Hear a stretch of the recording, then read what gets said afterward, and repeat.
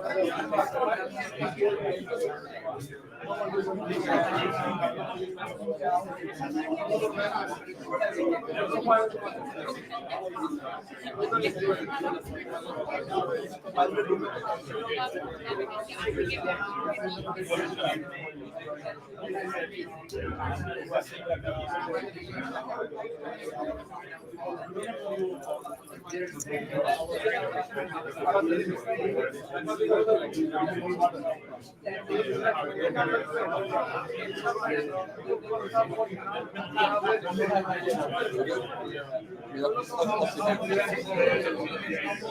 do. I really enjoy it.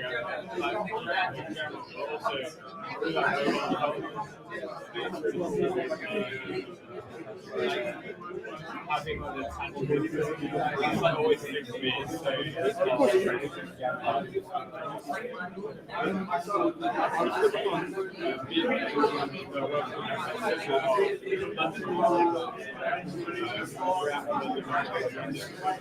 And this group came up,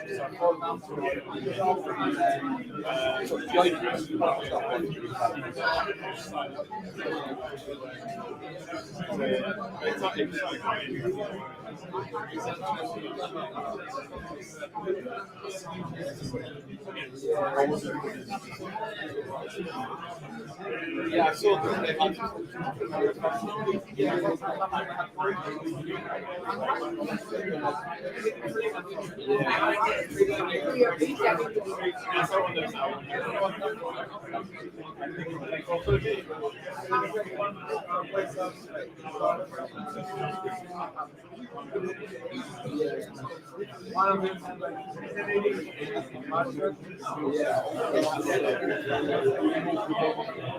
yeah, my last job was in and there was this React I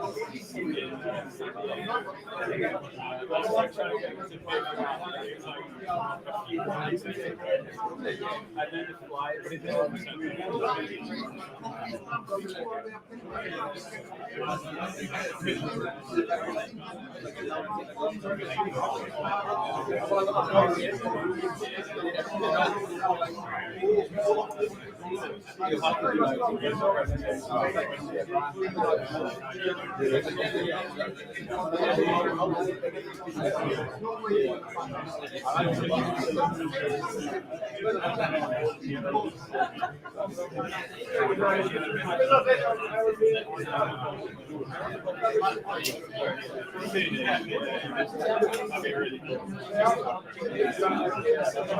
Hello,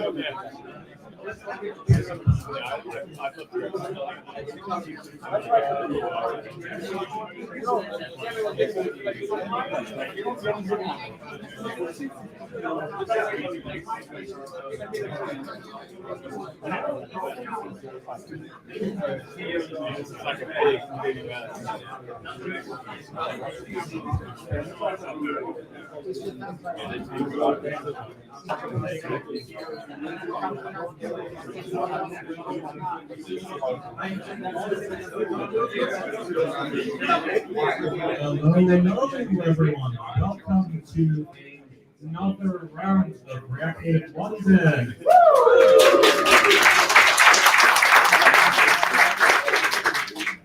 Thank you all for taking your evening and coming here tonight.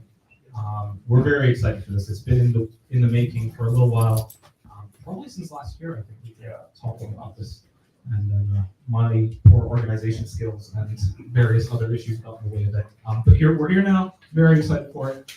So yeah, February 2024 React Native London, very special event lined up tonight for you all. Sponsored by Foolproof and Theodo UK as always.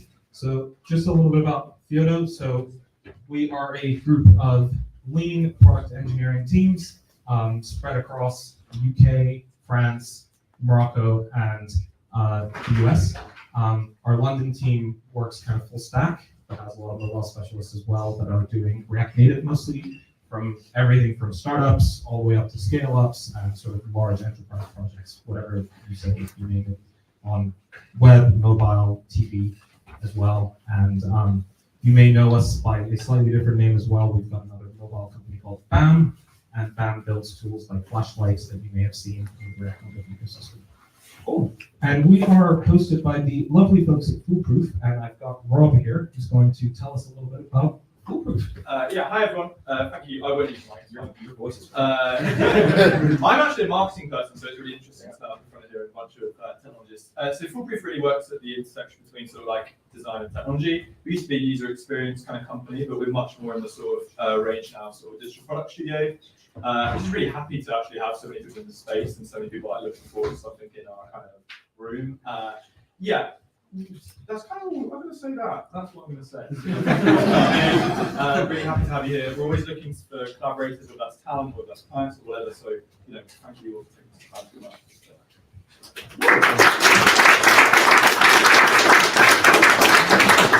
Thank you guys for your space. Cool. So just a reminder before we start, we have a code of conduct. You can scan that QR code and read through it. The gist of it is please be nice and treat people how you want to be treated. But it's there for you to read, and there's certain ways that we deal with breaches of code of conduct. But please just be nice to each other while you're here.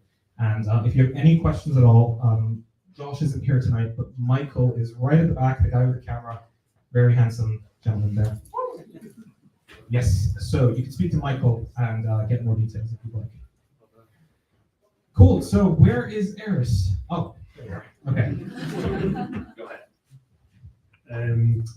So I work here, and it's a great environment because they allow me to do conferences and at the same time run meetups. There's not a lot of venues at the moment that could do that, and it's great that we have this venue and we can all come together as one community. And I've been running City.js for the past probably 7 years. I'm the founder, and we have expanded. We're going to be doing this here in Colombia as well. So we have been doing like 9 countries, and we have a big event in London. It's coming up on between the 3rd and the 5th of April. We have a speaker with us here. You want to tell us what you're going to talk about? So I did a talk a few months ago about the state of React Native in 2024, and it was rather clickbaitily called "Why Airbnb was wrong to ditch React Native." So I'm going to be, so I'm going to be doing that talk with some alterations and some updates. So yeah, come to City.js. I am really impressed by Eris because he somehow manages to find new countries every single year to expand to. Like it's extraordinary. But you can see there's the likes of Tejas and Sarah and a whole bunch of other people like Luca. So very, very good lineup of speakers. Yeah, so because this meetup is really a friend of ours, we have a 20% discount. So if you scan this QR code, you can get a ticket. If you go on our Twitter account, we are giving some scholarships because we are very community-like. And yeah, there is it's gonna be fun because it's gonna be 3 days, one day conference, but with multiple tracks.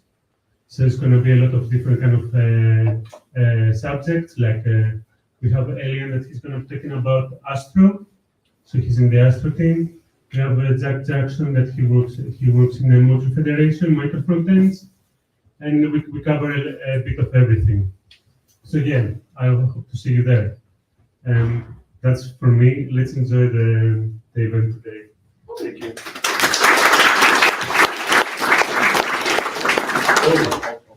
Somewhere in the middle of this event, we're going to do a raffle. We're going to give 1 ticket.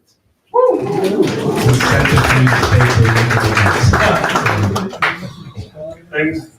Thank you, Eris. One more round of applause for everyone so far. Cool. So, what we're all here for today, and my apologies to Alex, it was a last-minute addition to the panel, but we're here today to talk about how React Native is used in big tech. Now, folks like Lorenzo and folks like Riccardo have been doing talks about some of the amazing open source tools that they've been building, and a lot of the community and DevX tools that have come out of big tech. But something that's fascinated me personally has been, we use React Native as a community in a very specific way, oftentimes in greenfield applications with a very specific set of libraries that are community driven. but how does React Native actually exist in products in big tech?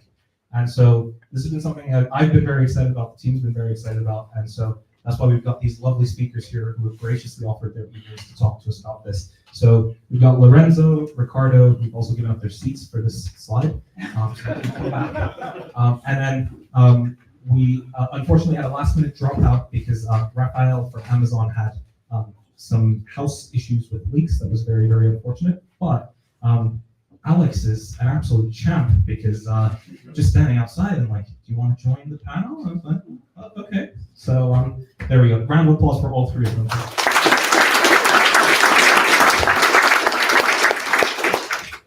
Awesome. So I've kind of introduced you, but I'd love to just kind of get a quick introduction from each of you into how you came into this ecosystem, how you came into the React Native world, and what your background is. So I'll just pass these jumps of mics, and you can go for that. Okay. Hi everyone. I'm Riccardo. I joined Meta a couple of years ago now. My background is on iOS development. I used to do iOS I did iOS for 6-7 years, and only doing that. And when I joined Meta, I was facing the decision between joining WhatsApp team, doing in iOS and Swift, or try something new and expand my knowledge in the React Native team. I ended up choosing React Native because I was curious about how to work with different technologies and how this can increase my knowledge, and that's how I ended up doing what I do today, which is basically working a lot with open source people, like I work with Lorenzo and with a lot of people in the community, like Theodo, and my main goal is to push the new architecture, and I think we're going to talk about that a little bit today, to the open source, and I'm taking care mostly of the iOS side of things, and yeah, that's awesome. All right, let's try this. Hi, I'm Lorenzo. You may know me as Cassette. That's how most people know me because my avatar is like a logo, and usually people just like. Even Expo today was replying to a tweet and say, good stuff, Cassette. No, but yeah, so I work at Microsoft. I have been doing React Native since 2016. I've been a maintainer since 2018. So over 6 years now, and I've also been a releaser for a long time now. Alex is more filling into that role, and my role within Microsoft is basically to coordinate all our React Native efforts in a way.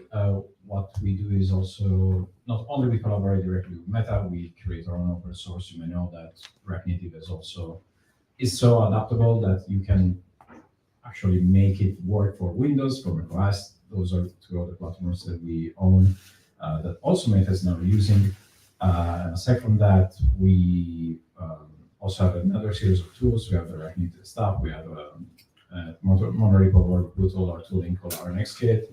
And aside from that, a lot of my work now is around the very recently announced React Strict DOM, which maybe you've heard, maybe not. It's like literally they only put it out in open source last week. We've been playing with it for a few months, and that's basically a way to potentially in the future use directly your React web code in native land, which is very, very exciting.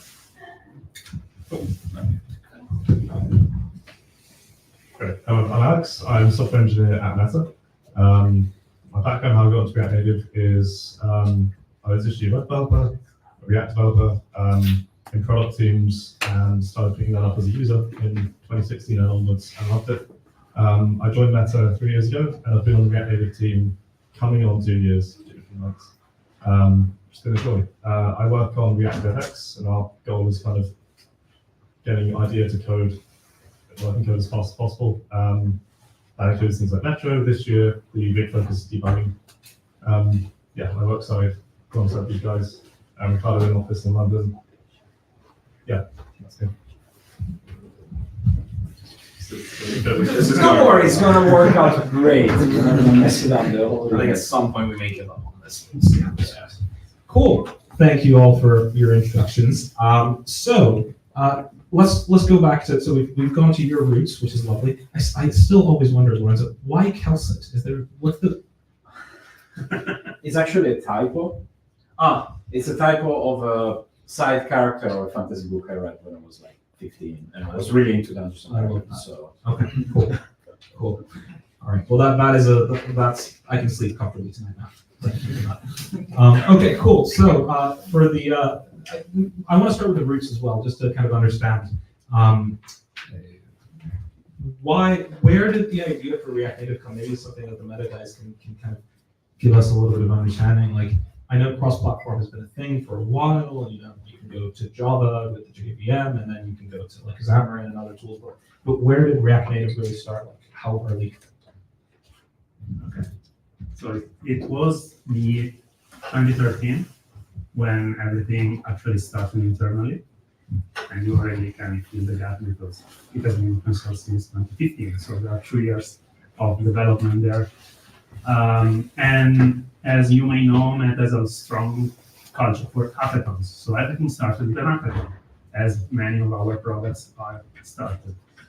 And a few couple of engineers were trying to see if it were possible to render some view in native iOS or Android using JavaScript. That's the very beginning of everything. Then the hackathon ended and the project was put aside for other priorities. But the legend says that at some point, Mark Zuckerberg went to an Android engineer asking to move some text around on the screen, and it was taking forever. And then other engineers chime in with issues like the iteration cycle is too long with native technologies, and it's very hard to hire a lot of native mobile developers, and they are not very expandable in other areas. Like, we have a lot of JavaScript engineer, React engineer, and we cannot reduce their skill very easily. So put all this thing together, the React team was formed to try and investigate if it were possible to leverage React, which at the time was very used a lot internally in the company. So there were a lot of JavaScript engineers with a strong knowledge of React, and it was possible to use that technology on mobile. And that's how it started, basically. Awesome. Cool. I don't know if there's anything you want to add to the legend of Mark Zuckerberg starting that company. Is there any other fables that you want, or anything else you want to add? No, that's all. Awesome. Cool. So then, I guess, interestingly for me is also then, you've got Microsoft, who obviously has their own suite of tech tools and their own languages and so on and so forth. Do you know how Microsoft started using React Native? What was the story and why? Yeah, so as you may know, Microsoft is kind of a big company. Like, there's a lot of people. What happened was that basically different sides of the company, independently from each other, noticed React Native after, of course, it was open source in 2015. And my understanding is that basically in early 2016, both the Skype organization, which was based in Prague mostly, so you're in Europe, and some of the teams in Seattle working in office, they both looked at this technology and were like, oh, this is actually pretty interesting. And what happened there was that Skype went all in basically right away. The current Skype app is, by all intended purposes, a greenfield React Native app, and has been since 16, 17, those years. So quite a long history there, and with longevity comes a lot of tech debt. Let's not talk about it. No, but on the opposite side, what they were more interested in was the overall concept. So, oh, hey, look at that. If I take my JavaScript and I put this kind of communication layer, I can control the native platforms. And a lot of people, and right away, some of the people in the team were like, well, what if we made it for Windows?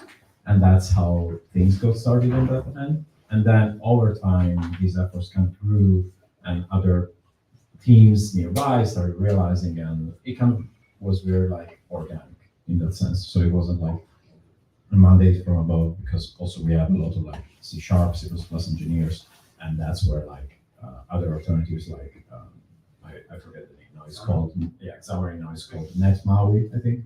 Like, there are a lot of different alternatives across the company, but because we're so big, in some scenarios, one works better than the other. Cool. So I guess now, given that origin story, where we're at today, be keen to understand how does React Native now, in its current state today and looking into the future as much as you can divulge, how, I know it's a very difficult thing to say, but as much as you can comfortably divulge, how does it fit into the overall strategy of developing applications and products for you guys? Is it all in, going in, and just kind of everything that comes to you is a greenfield, or is it kind of taking a similar approach to what's been done so far? So I'm curious first to kind of dig into, maybe to start with, how is it being used as much as you can share in current existing applications? What's the architecturally and just fundamentally, how is it being used from a tech perspective? And then maybe we can go into the strategy long term in terms of products. So you haven't had the mic in a while. I'm gonna just hand it over to you and we'll see how it goes.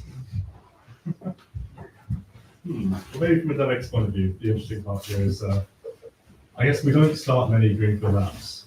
At Meta, there is one massive native repo, and it all kind of builds. You can think of adding a new app as kind of adding a new screen to an existing app or a new node. It may end up in a different binary, but it's all running off the mainline main branch of React Native. It's all built by Metro, millions of files, and some of them happen to be bundle entry points. And this means that there's massive reuse of the internal libraries and the internal helpers, everything in this conceptually one module graph. So that's pretty fascinating. And I guess like on the open source front, there are cases where we consume open source React Native libraries, but I think it's not so much the default, which is where we differ from kind of startup products as well. The scale is huge. Yeah, that's my first thought. Riccardo, do you have anything to maybe add on to that? No, I think it's fine. If you want, I leave the word to Lorenzo. So at Microsoft,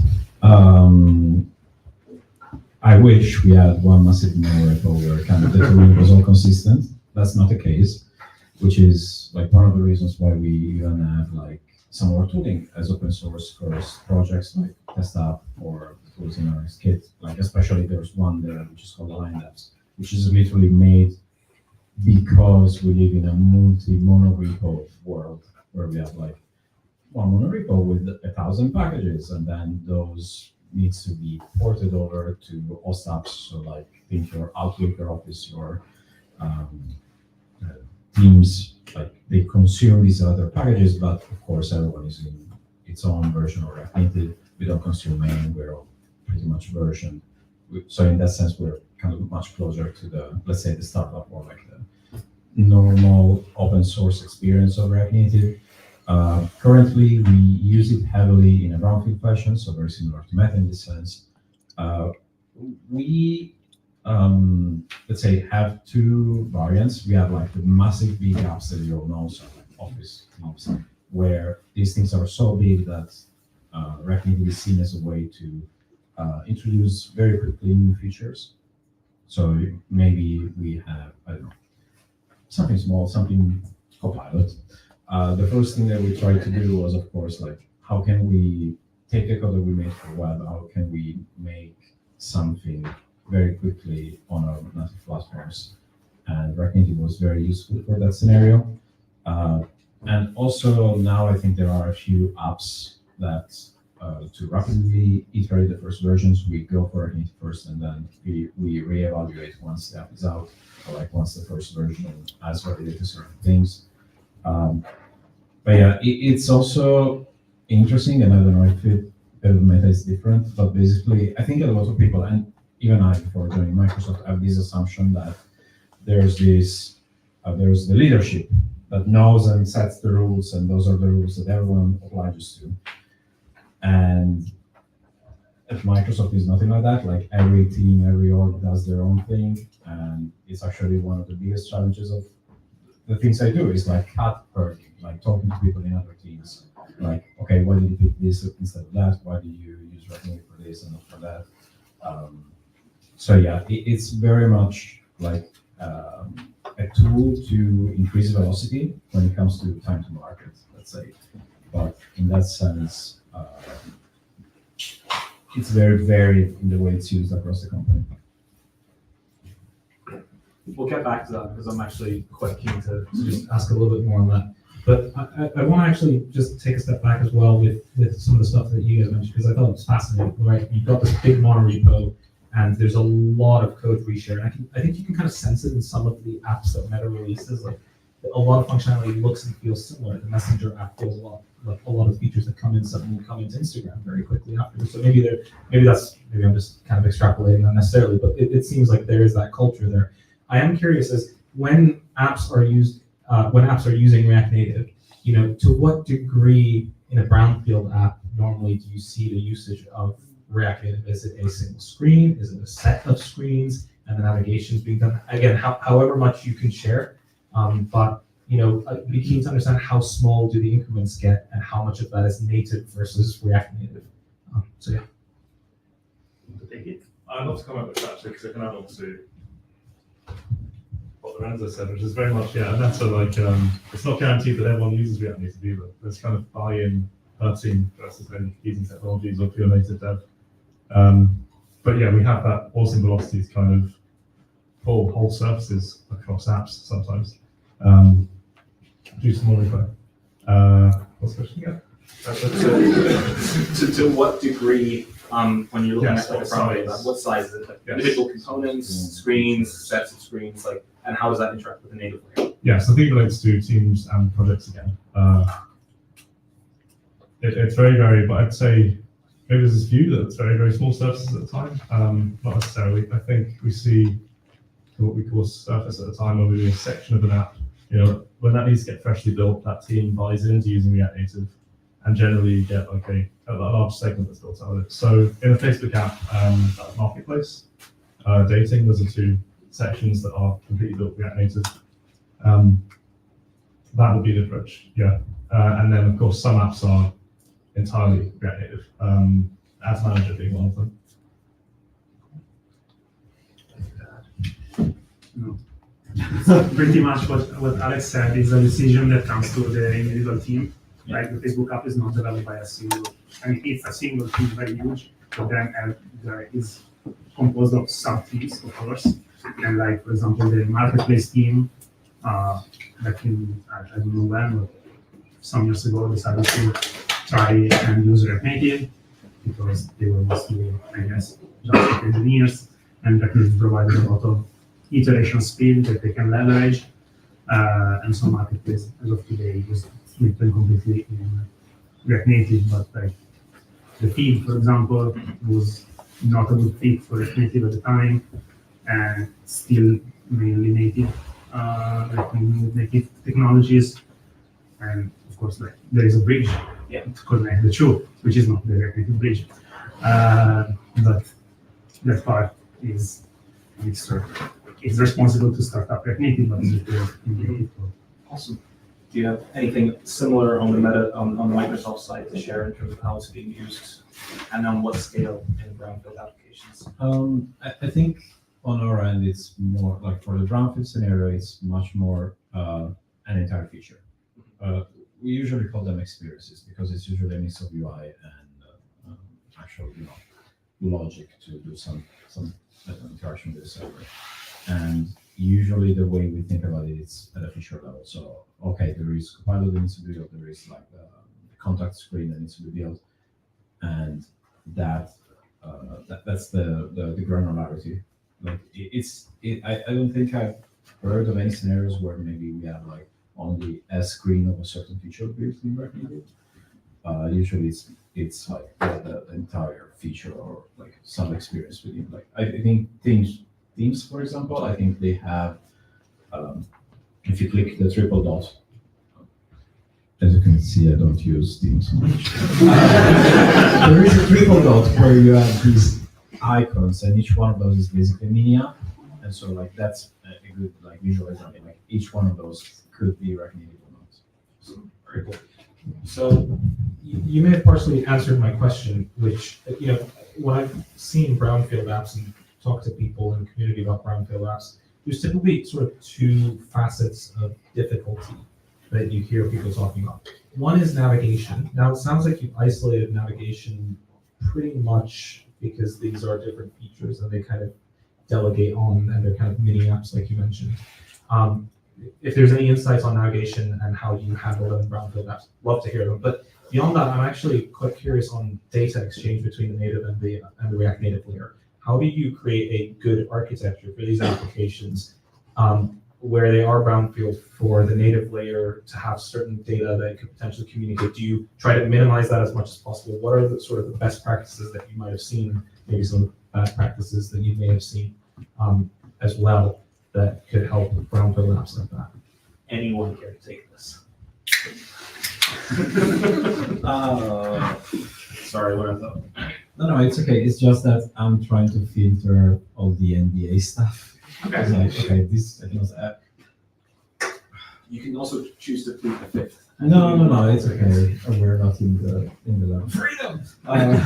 No, it's I think what I've seen mostly is that because again we work on the feature level, is that usually what gets sent back and forth is mostly either the interaction command in a way. So like let's say, oh, the users clicked this, and now like how that specific event is handled is all in the JavaScript side, or just passing like the authorization token for that section. Like, I think that's a fairly safe NDA approved. Talking about this. I would be surprised if that wasn't. Yeah, no, I don't think like, oh, we pass the entire payload of like the contact between a layer to the other, so that's right. No, I think it's much more like, okay, just pass this over and now JavaScript, you do your server stuff, whatever you need to do. I think it's much more. So it's really isolating the data flows as much as possible. Yeah, I think it's, also because I would say the way you interact with the server is usually like a certain team handles that. Yeah. So it's not necessarily, the other team may not even have an idea of how to interact with the server. And I know it may sound weird when you think of a small project where like you have your app and just one backend, but when you're at Microsoft scale, maybe even just to authenticate, you interact with 5 different backends. I'm just making the numbers up because I don't remember them correctly, but it really like becomes important when you have multiple backends you need to interact with at any given point.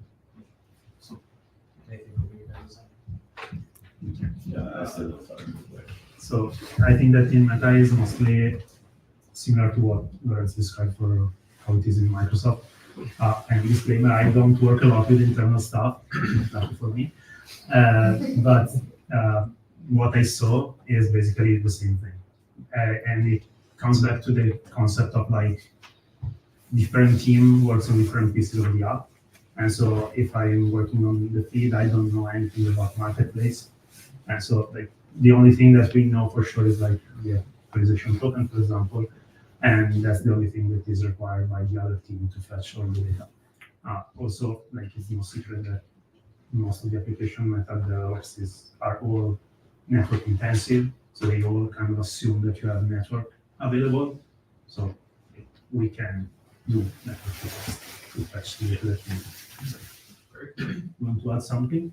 I could, Perhaps on the DevOps perspective? I mean, the DevOps perspective would be the truth that us as kind of framework engineers now, we build apps less and less, or we build the open source apps in our spare time. To actually be app developers in our company's code bases at that scale, we don't necessarily do. We might deal with the old thing that's going wrong at a lower level, but yeah, so actually not to interrupt this. From what I understand, if you think of React as the control layer, like React Native, most of the data is at that layer, kind of network, typically a relay store, and it affects the UI in terms of removing and passing strings of rendered UI down rather than sending data to the native layer. And then in the instances where we do, these are sitting in apps with kind of quite mature native APIs for doing so, very secure storage, friendly kind of persistence. So app developers would integrate with those via a Turbo module. And it's not usually concerned of each app team. Like, yeah, that's quite fortunate that you've got really mature APIs at every level if you develop at Meta. I love this little dance of passing. It's great. Creates Okay. tension. Thank you all for going through the questions that I put on you guys and forced you through without telling you ahead of time. Yeah. So you talked about something that I want to get back into, which was dealing in the monorepo space that you are in. One of the challenges that you're facing is, I want to say, a React Native advocate within the company, is ensuring consistency and trying to make sure that there is as much sharing and sort of best practices shared across the board. And it's interesting, even on the meta scale with a monorepo, it was interesting to hear you guys still have some similar challenges to a different degree in terms of getting buy-in from people to reuse and use parts of React Native. So I'm curious, like, in your roles as people that are working on the framework itself, what do you try to do and what do you try to say to your product teams to try to get their buy-in, to try to get them a little bit closer to each other? Who wants to take this first? Yeah, Okay, so again, this is something that is usually handled by managers or leadership or more senior engineers. But what I learned asking questions to be prepared for tonight is that basically there is some kind of a framework council internally, with people from different UI framework, because React Native is one of the UI framework that we use internally. For Android, there is Lito that is open source as well, or component kits for iOS, which are native and are open source. And basically, when a new project needs to explore alternatives among which technologies can be used, this council sit together, they talk about the requirements and what are the preferences of the engineers that has to work on the new project, and they try to come up with what would be the best technology for them to adopt and to start working with.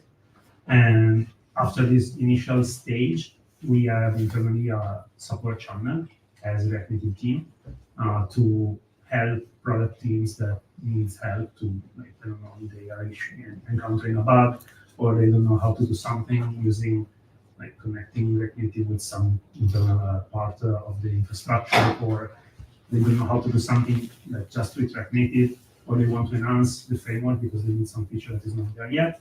And we provide guidance in this group that we have internally. So it's not really, sometimes we had some stricter partnership with some specific teams because they have maybe some urgency or they are mission critical for the company, but is rare, more rare than the sporadic software requests that we receive. So let's say it's a number of things, and again, it boils down to the fact that Microsoft is very, very big. And there was that famous illustration of how different companies are structured internally with the hierarchies. Then you get to the Microsoft one, it's 3 different parts and they all point guns to each other. We're past that, but sadly, a lot of that inertia of every single part doing their own thing is still kind of there. So the first thing that I do is actually do talks at conferences and produce content for the broader ecosystem, because I lost count of the number of times that internal people reach out to me because they've seen me talk about stuff externally and hey, I saw this talk and I realized you were at Microsoft, so hey, I'm using React Native. Okay, but no, it's weird, but I know we are 200,000 employees or something like that, and all across the world. So it's very that's one of the things. Put it out there, be present and vocal in the community, because surprisingly enough, that's also a good way to influence how things are happening internally. Another one is we do have Teams has this feature where you can basically per subject teams, they're called. It's a name. It's kind of like the Discord service. Basically, we have this thing, and we have a React Native that Microsoft wants. So we use that as like a landing place where we can communicate with everyone, and that's like opt-in. Everyone can just join. They're a Microsoft engineer. So that's like we are loud on the outside. We try to be loud on the inside. We have internal newsletters that we send to kind of like celebrate the main things, and those are the two ways to kind of like get people to even care. Because one of the problems with product teams is usually that they care about the product. They don't necessarily. If the quickest way to improve their product is to have a local fork of React Native and apply a fix, and just keep their own fork going, that's most likely what they're going to do, because that's the least friction for them. And so, like, getting to the point where we convince them to actually upstream those fixes and collaborate with the broader open source and show them the benefits. Like, for example, Skype, they, for a really long time, they were on fork. And they were like, well, it's because we don't have time to submit PRs, and our PRs don't get properly reviewed. I was like, do you tell them that you're Microsoft? They're like, no. I was like, So like, give me 5 minutes. And like, I think that was around 68, 69. Like we started like upstreaming all those things, and they were able to move out from their fork pretty quickly. And all of a sudden, look at that. If some problem was happening, I could just reach out to Meta and like, hey, this fix is needed for Skype or something. And usually that will get rolled out in an actual release pretty quickly, which usually means also that everyone else would benefit from that, because that's the other good thing, is that if you have an app that is used by a billion people, I think Skype is one of the few that is at that level. It was, I'm not sure it still is, but it has pretty massive numbers. Chances are that if you fix something for that, it's something that will trickle and like be a benefit for everyone. So there's a lot of trade-offs, and you really need to show people like how this is an improvement to their current that let's call it. But it usually works. Awesome. So that's I think a really good overarching, and a lot of times going into details into the current ways that it's being used across the organization and how things are being shared. So thank you for that. I'm curious, before we kind of jump into the outlook of the future, just to talk a little bit about how like open source fits within all of this, and then I want to actually go into some challenges in general with React Native that you may have faced at your organizations, or just personal challenges that you have with React Native and how you overcome them, or some interesting stories that you could or could not share. But just with, we've talked about how it's being used in products, and it's very interesting. There's a lot of open source work that you all do, and it's very public, and there's a lot of conference talks that come out of it, like you mentioned. And I'm curious as to where this fits in the whole story. Like, where does an open source project start? Why is it being maintained? What are the benefits of getting it out there? I mean, it's probably, but what decision making goes into starting a new open source project, or actually continuing with one, or just abandoning one? Get a little bit of an idea with that would be great. Do you want me to start? I can start. Okay. We'll do one. Okay, so I was not around when it was open source, but like the culture internally is that we strongly believe in open source. We have several projects that we open source, and like we open source one last week. So I guess that this shows for itself. The rationale behind that is that we strongly believe that it's a kind of a symbiotic relationship. Like, we internally developed something for maybe a couple of years. We test it in production, like before we open source something, like StyleX, for example, we were using it for like 2 years. So we are pretty sure that we are giving the community a tool that is of high quality. And because we want to see like also what people can develop with the same tool that we develop.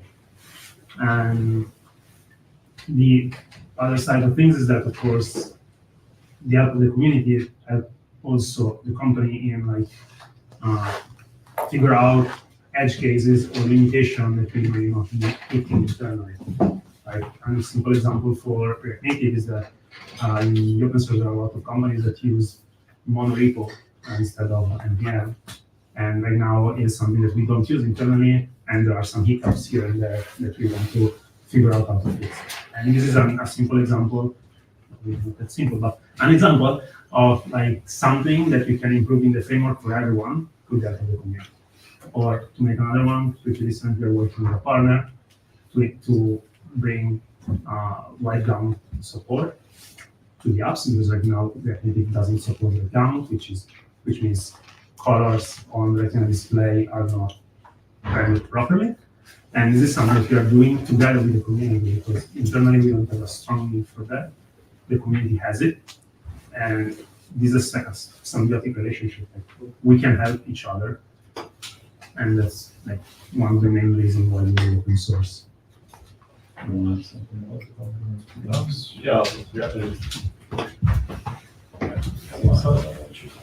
I'll have too much more. Yeah, I guess open source is the status quo. I mean, decisions that team made before being large on Riccardo. The open source many products quite early on, like React Native, Metro, Theodo, Yarn.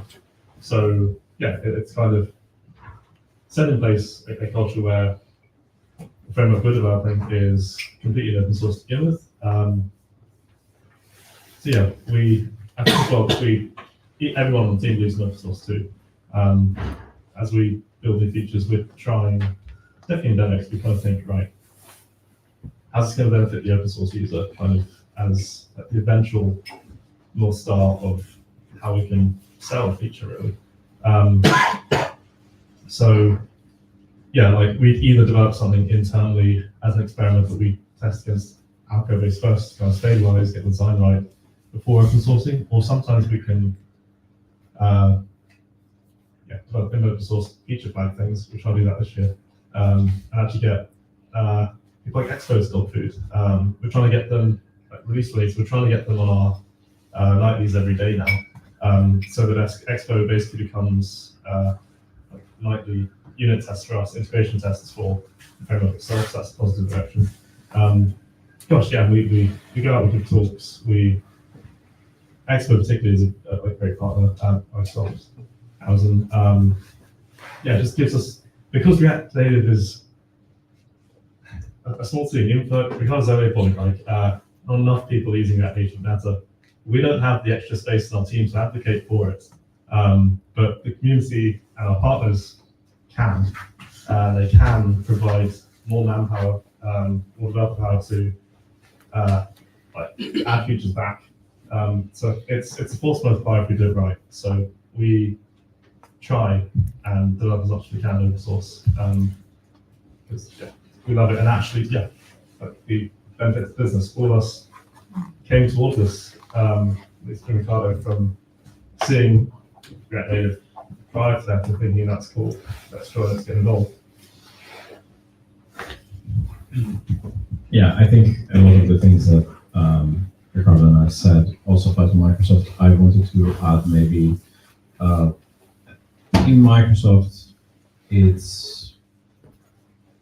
we are now in a phase like the other company where open source is something kind of that is encouraged where possible. Like we have seen massive success in something like VS Code or TypeScript itself. So to be a bit more practical, it also helps create a lot of weight around a certain project. Like if it's good in open source, it means that a lot of people will use it.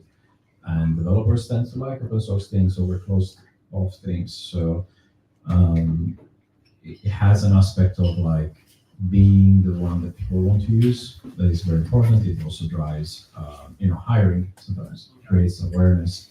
So open source is very much both a very healthy idea, because when you put something up as open source, other people can look at it, can submit PRs, can make it better, even when you weren't maybe even thinking about something like the white garment, or like you didn't have a way to prioritize it, but someone else maybe will at the time and the ability to do it. And there's also, that's where I'm going to be short. Basically, there is a white paper from the Harvard Business School of Law or whatever, Harvard. People, very smart people, they did a white paper very recently about the value of open source, and I think they estimated that if companies were not leveraging open source, it's like it would cost them like trillions of dollars to recreate all the things that they consumed from the open source. So there is an actual monetary value from open sourcing things and using open source things, which is not trivial. Awesome, great. So we're going to go for one more question around the challenges. Then I'm going to let everyone have a break from being held hostage here for like 5 minutes, just a quick bathroom break. And I'm going to actually get a slide up afterwards where you can scan and ask questions, and I will check on this laptop and get that. Before we go for that very, very short 5-minute break, I just want to take a few moments, challenges that you personally face or organizationally face using React Native or building for React Native. Be very keen to understand. I feel like, Lorenzo, you kind of talk about this on a semi-regular basis every year in some form or shape, but not a talk, but be keen to just yeah. You can start, I tend to be somewhat vocal about challenges of all types. When it comes to React Native, I think that internally, I think we already discussed it, but like the convincing teams to use it and collaborate, that's a big challenge always, because most people just care about their stuff, and it makes sense. Like they're paid to make the product better, for work on certain features, make them as good as possible for the customers. We are very like customer obsessed company, so it makes sense that creates trade-offs that not everyone aligns. That's I think one of the big challenges. Another one is open source sadly comes with a lot of because you're open to everyone. What happens is that a lot of people, maybe because of inexperience, maybe because they have a different, let's say, cultural background, they tend to see open source as something that they just get for free, and something where like, oh, if this is not implemented, I'm gonna raise a ticket and the customer support will implement the feature for me. And you laugh, but it's very true, and a lot of people have still that mentality, and it's a big problem in general open source. Like the sense of entitlement of a part of the customer base, let's call it that way, it is a very big problem when it comes to open source because, well, we are software engineers because we don't like interaction with our humans. And so having to deal with these type of challenges where like someone is acting poorly towards you, especially on comments or can lead to situations where people would maybe even drop off from implementing a project, maybe even big libraries. And I think, basically I think that both of these things have in common that the problem is the humans, which is why I like coding. No, but seriously, I think those are a couple of the challenges. To say something different, a quick one for the big open source React Native space, I think, and probably it's one that maybe sometimes Microsoft is not that felt, but it's important to mention is a lot of libraries are maintained by maybe one person, and if that person stops maintaining it, even if it's a big library, it can stop being supported, and that is usually something that over the years I've seen a lot of times. More recently, I was helping a couple of people in the space like get in contact and get ownership of React Native maps, which is a very big library, but I think that originally was created by Airbnb, then Airbnb, as they do, like they drop stuff and let people figure out how to keep those things going. Well, they've done it with a lot too, they've done it with other things. Anyway, and I mean, React Native Maps is a big one. I think it's downloaded like a couple million times a month, and the fact that it wasn't maintained by anyone. That's a big problem because a lot of people bet on the fact that you're going to be around, you're going to maintain that, and especially in a dynamic environment as React Native, where you have multiple releases a year, you have the new architecture coming up. You really need to be sure that your code will keep working. So I think that's one of the big challenges.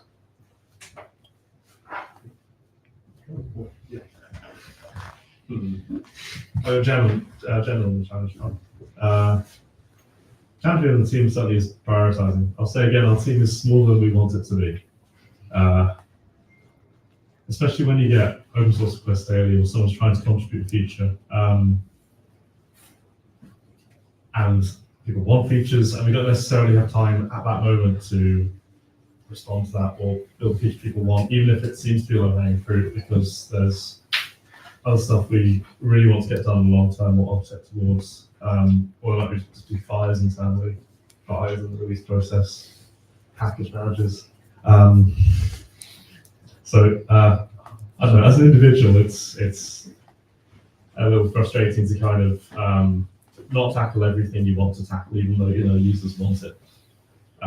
So that's one thing. That's one thing from team perspective. Maybe one thing from the using React Native perspective. I wish kind of the quality of libraries available was a little higher or more consistent. I still think it's a slight miss that we don't have some official ports for like UIKit or Material UI, especially for the desktop project in React Native, because we really want to sell that you can create per platform UIs, but often we offer an interesting set of like components with built in, but not quite everything that let you access all the native controls. So if you want to do that, you've got to kind of check from Expo and like build your own way to do it. Can't point out one positive things is that Expo makes things very, very, very good, and like they fill in where we don't have time to argue things sometimes. Yeah, it's just quick thoughts. I'm taking on a couple more.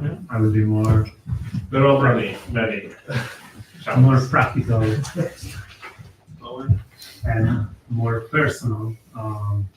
Me personally, when working with React Native and internally and externally, there are two things that drive me crazy. One is the different build system that we use internally versus externally. That's one of the difference. In open source, we use Gradle and CocoaPod and Xcode to build for Android and iOS, respectively. Internally, we have a single system, which is Bug2, which is again open source. We should only use Bug2. But things are completely different between the two. So every time like we import a pull request from the open source, for example, if they touch some of those files, it's always a pain for us that we need to make it work with Bug. That's one thing, and which is not trivial to make everyone happy. And the other thing that happened when I actually touched the product code is when I have to like help someone that is relying on undefined behavior. We had a very fun one recently of the modal component, which is the one that we ship as a nice callback, which is on Dismiss, which is implemented only for iOS and not for Android. Someone from the community, thank you, tried to implement the Android one, but of course, like, we couldn't go through because somebody was relying on the fact that on Dismiss was not implemented for Android.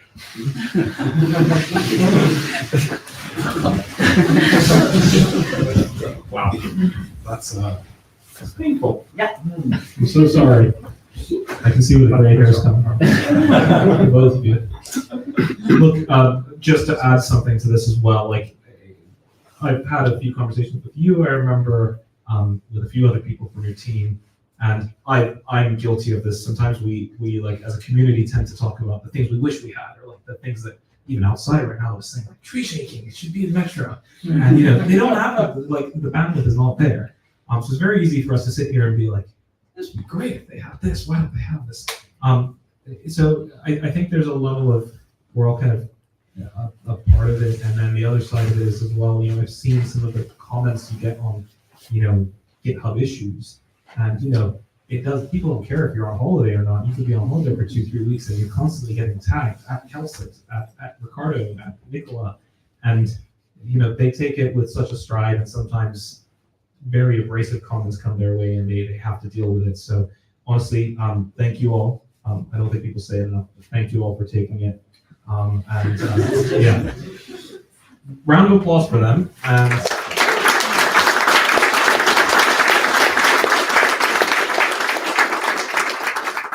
with that, it is now almost exactly 7. So, or 8. Okay. So what we're going to do is literally 5 minutes. If you need to run to the toilet, quickly run, get yourself something, come back and sit down. We're going to have maybe 15 minutes of Q&A. I'm going to put up a QR code. If you have any burning questions, we're going to go through just a few quick questions. We're going to try to keep it as quick as that. And then we'll do the raffle. We'll finish up, and then we'll head off home for the site. So see you in 5 minutes.